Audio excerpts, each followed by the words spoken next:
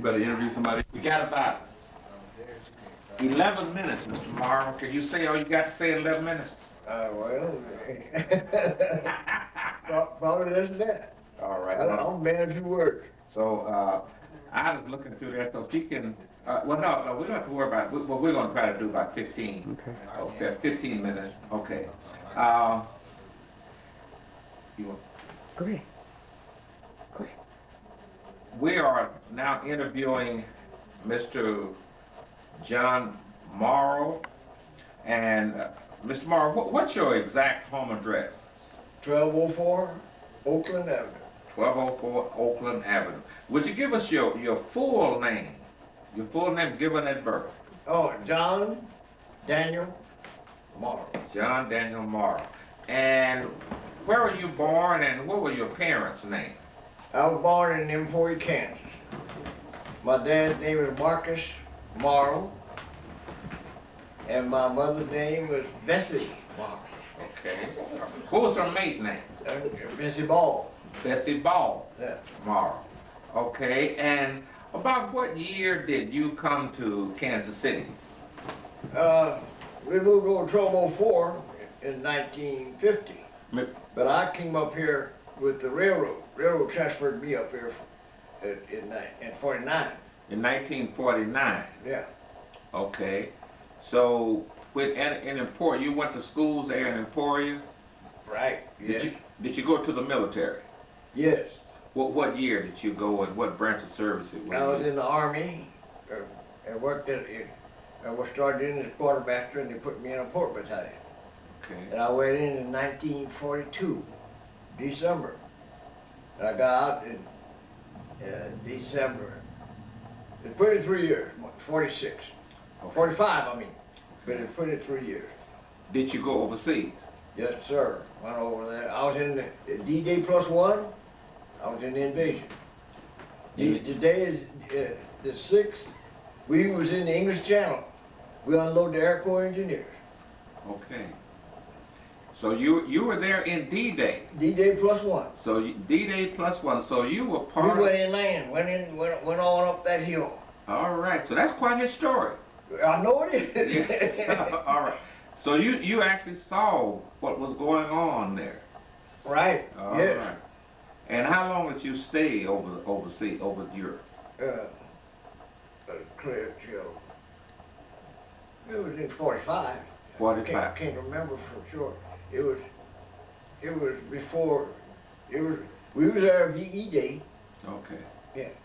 So did you actually see any action, or you were quartermaster, so they kind of had it easy, didn't they? No, I didn't actually see any action myself, personally.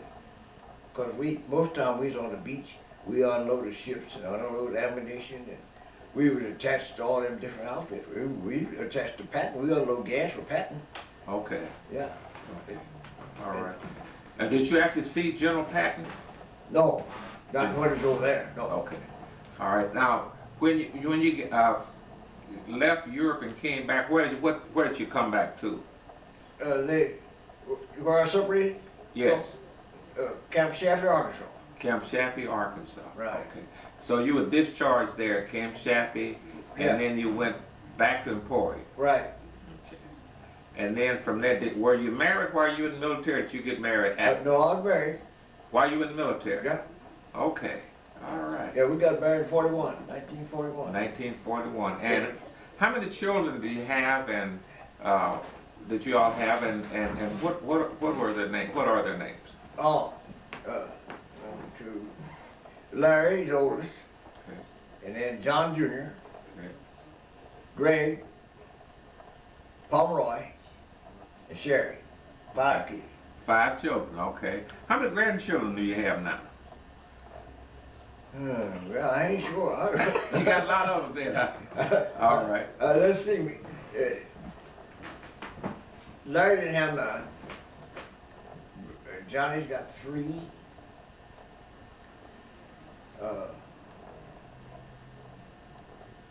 Greg had 3. Pomeroy,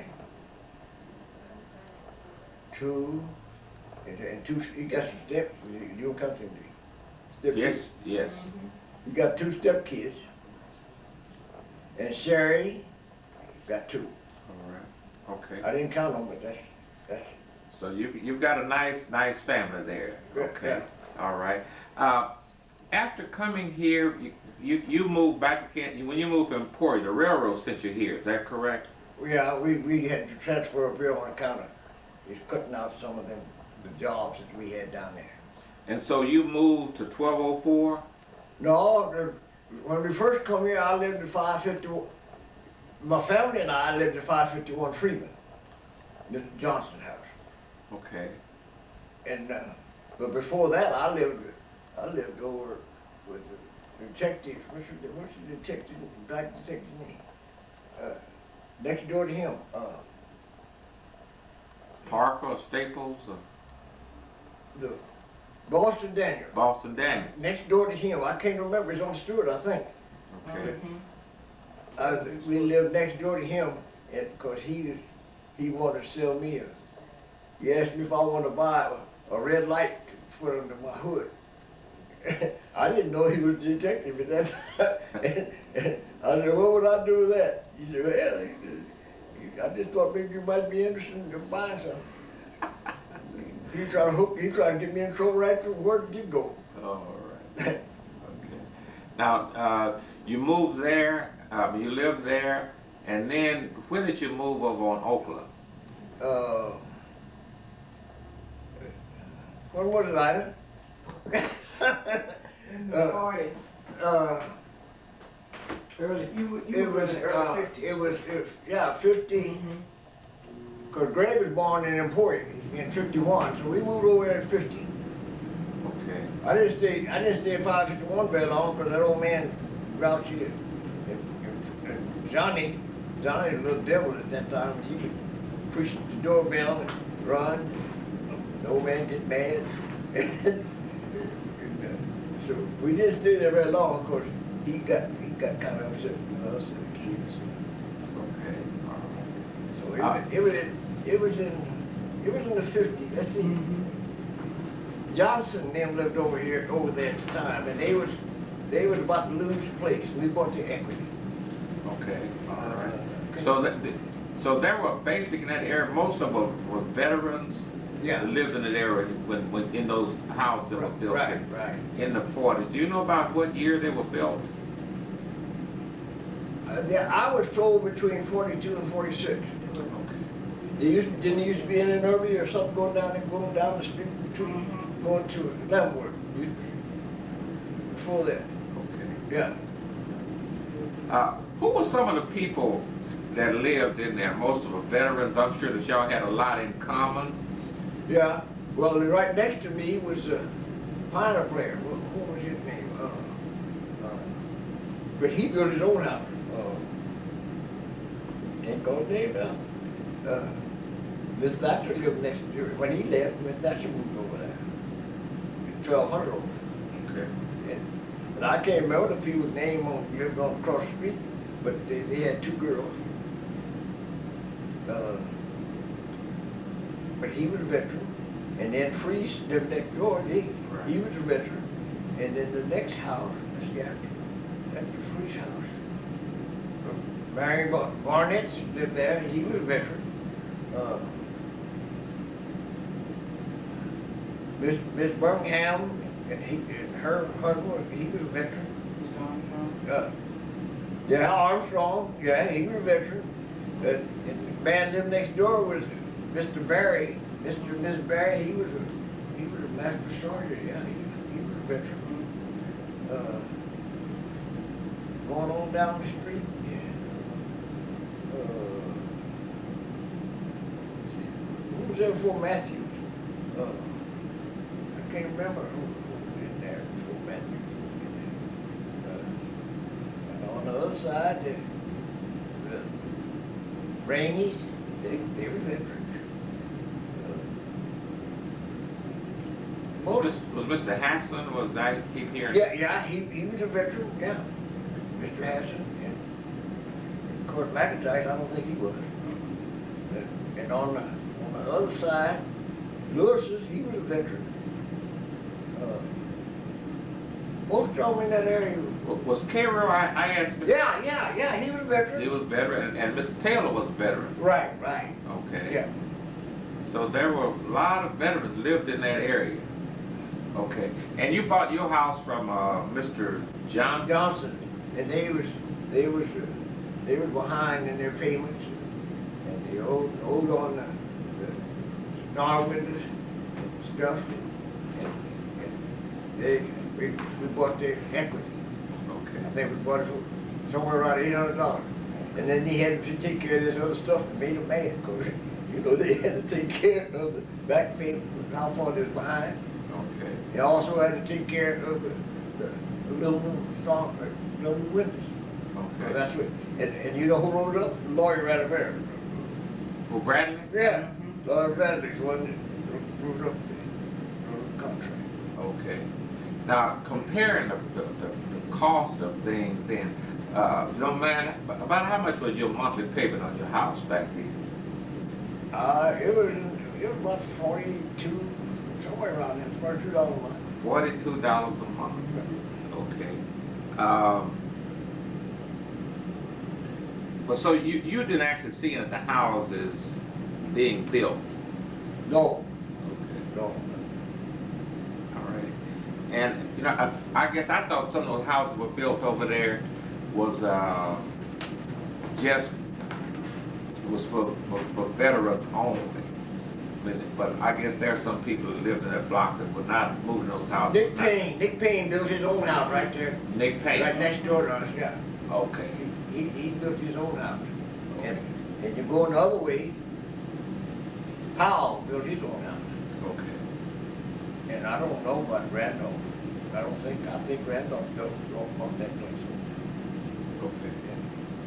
All right. Mr. Moore, you lived in this neighborhood a long time, and this is the neighborhood association. We're trying to get some history. We've done a brief history of this whole area. Then we're interviewing individual people. Now, you've been involved in the association since the very beginning, serving as vice president and serving as president.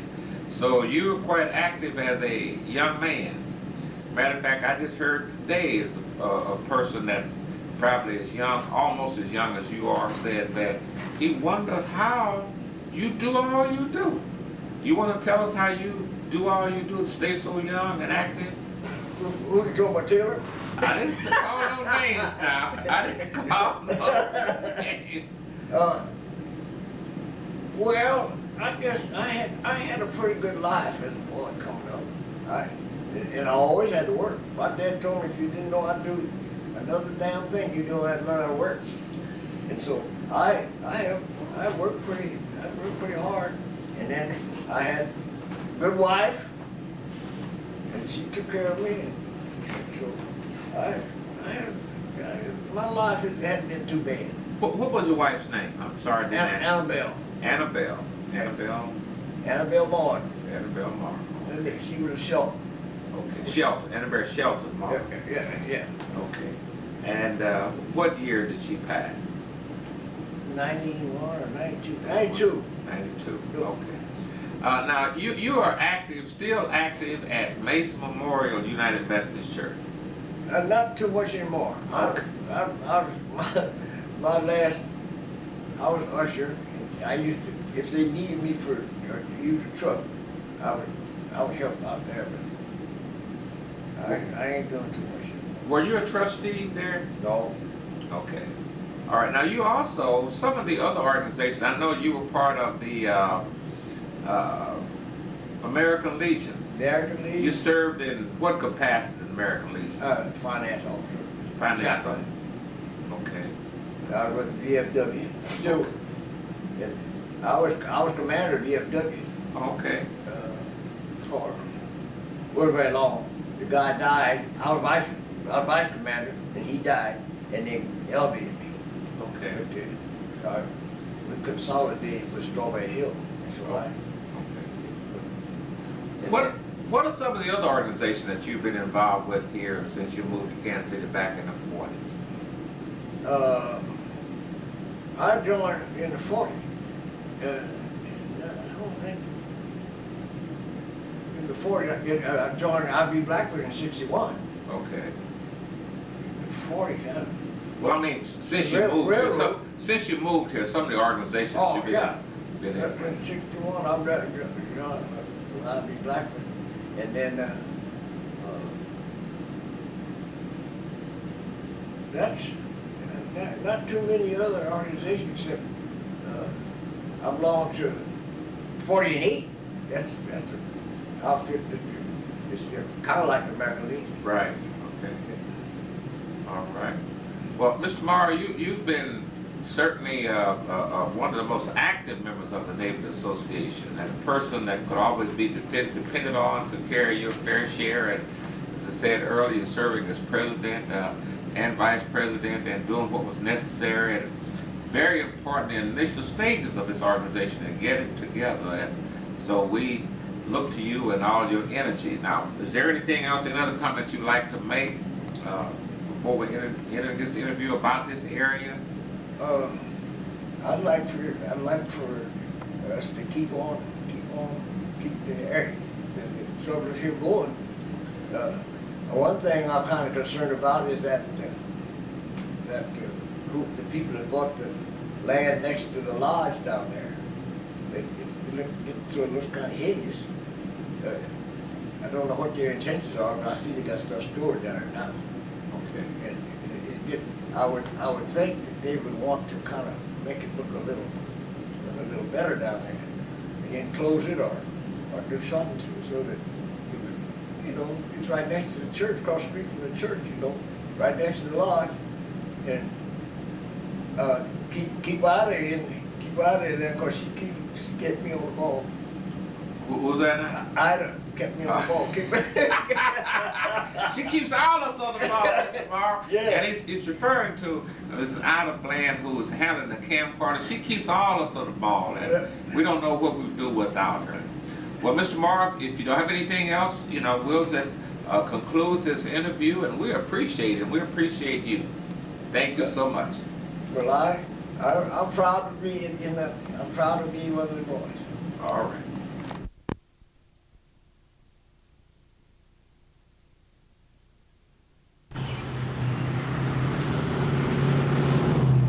Today, June 7th, we're at the residence of the late Mr. T. Roosevelt Butler, who resided at 1136 Armstrong. This was his house where a lot of things that went on in the area where he lived.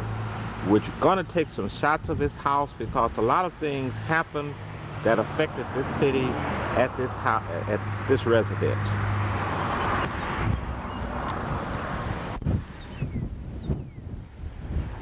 Mr. Butler took great pride not only in the house where he lived, he had an upstairs portion of the house where teachers who were teaching at the schools when they were all African Americans and could not rent apartments, teachers stayed here in the upstairs department.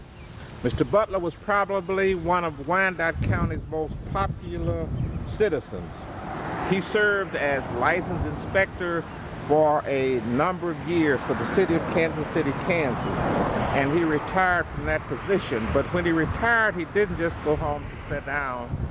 He became the administrator of Douglas Hospital, and because of the tremendous amount of work that he did in the Quindaro area, a skilled nursing home built in that area was named the Bryant Butler Kitchen Skilled Nursing Facility.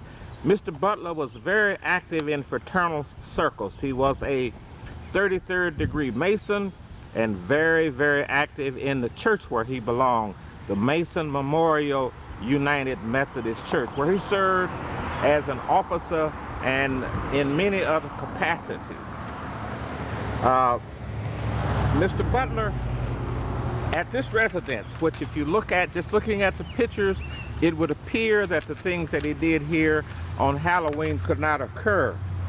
But on Halloween, Mr. Butler would have in the front yard, there would be caskets and there would be all type of things that would depict Halloween.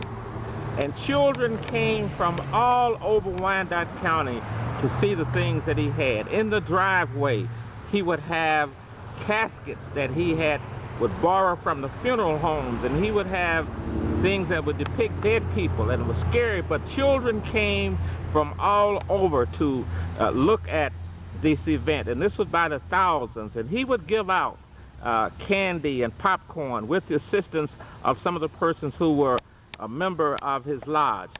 Many of us, including myself, not only brought our children, we brought our grandchildren. So he served different number of children from different ages. Mr. Butler financed this. He told me that in order to do this, he would sell fireworks leading up to the 4th of July. He would take part of his vacation, and about 2 weeks before, when you could first begin to sell fireworks, he would operate a fireworks stand on 10th Street, and he would pay for this event that he would have on Halloween with the proceeds that he had received. And he would jokingly said, I would undersell anybody that was in the area. Mr. Butler's house is located right across from the blind school, so in the daytime during Halloween, he would invite the children from the blind school who would come over and view, come over and take a look, come over and feel the things that were here. It was quite a moving event that when you would see Mr. Butler and see the things that he would do. He was known by most people. He was recognizable wherever he went. Very active and very integral part of this community. One of the stories I asked Mr. Butler, when you first moved up here, tell me about it. And this is when I first heard the term Strugglers Hill.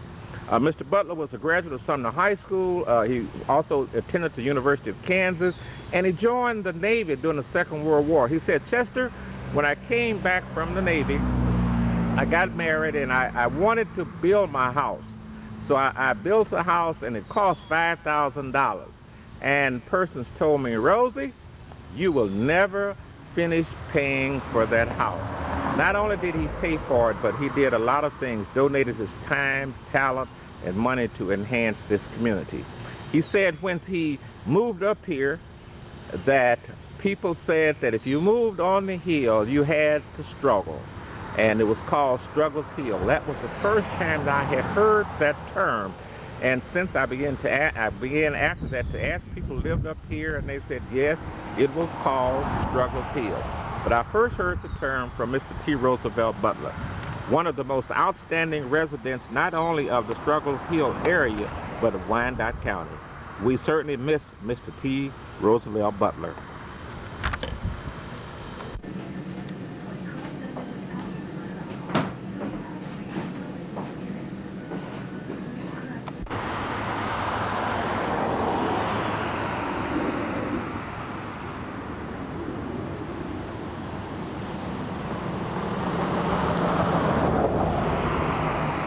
We're in the front of the residence of 1146 Washington Boulevard that's owned and occupied by Mr. and Mrs. Robert Pratt. That's Bobby and Robin Pratt as we know them. The home that they purchased some time ago was owned by Mr. Raymond and Lillian Bergen.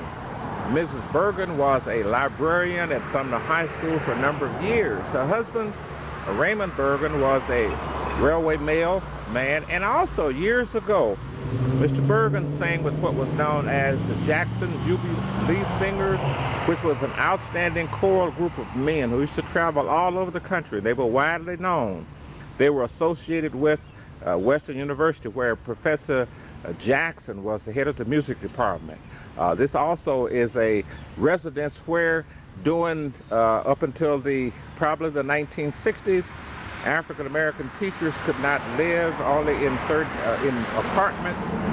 Residences or quality housing was very difficult for them. So there were 2 apartments upstairs that Mr. and Mrs. Bergen used to rent out.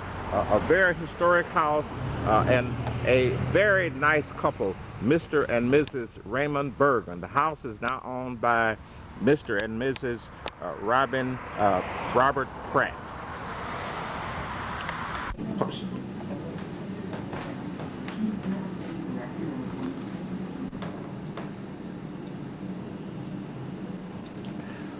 We're looking at an article that was in 1962 by a young lady, at that time a young lady who lived at 1223 Washington Boulevard by the name of Yvonne Jackson.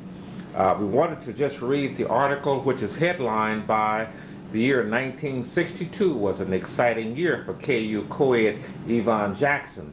The article reads, Miss Yvonne Jackson, a junior at the University of Kansas, after spending the holidays at the home in Kansas City, Kansas, returned to school this week with the feeling that the year 1962 had been the most memorable and exciting year of her 20-year existence. The most recent honor accorded her was when she was crowned Queen of the KU Army, Navy, and ROTC Military Ball early last month, becoming the first African American co-ed ever to be elected Queen of a Kansas University event at Lawrence. The daughter of Mr. and Mrs. Arthur Jackson, 1223 Washington Boulevard, Miss Jackson talked of the occasion, the pretty attendance, the elaborate ceremony. This was a big moment, but the experience which may play a major part in the choosing of her life's work and locale was her tour of France, Belgium, and a 6 weeks tour in Spain last spring. Once you have traveled and found out how exciting it is, you begin to realize how much you haven't seen and how many wonderful places you have not visited. And you want to go to Rome, Switzerland, and back to France and Madrid.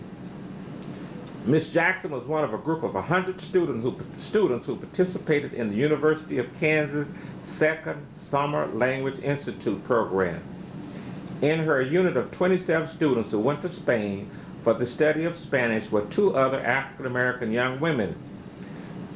The Mrs. Karen Sears, also of Kansas City, Kansas, and Miss Beverly Nix of Detroit, Michigan, also students of the University of Kansas. Mrs.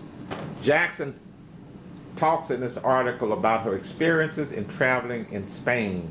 She's done many outstanding things now in her career. The article ends by in this paragraph.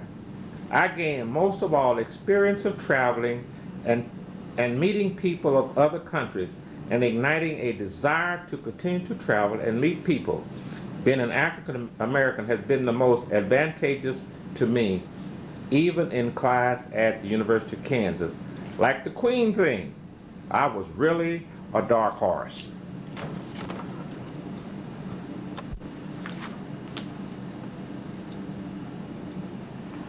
The book that we're looking at was a book written by Miss Zatella Turner, who is now deceased but resided in the 1000 block on Freeman. Miss Turner was a graduate of Sumner High School, later graduate of the University of Kansas with AB and an AM degree in English and literature. She later acquired a PhD. She earned a Phi Beta Kappa Key from the University of Kansas in 1932. She served as chairperson of the Department of English at Houston College. She studied at the University of London beginning in 1934, where she specialized in Shakespearean drama. She served for a number of years as a professor of English and literature at Virginia Union University. She was considered one of the best authorities on Shakespeare in this country. The auditorium at the University at Virginia Union is named in her honor, Miss Zatella R. Turner. After retiring from teaching, she returned to Kansas City and resided at her residence in the 1000 block on Freeman until she passed in the 1990s. Ms. Turner, when she returned, was a very active member at the First African Methodist Episcopal Church. We had an opportunity to interact with her, and she loved to talk about Shakespeare.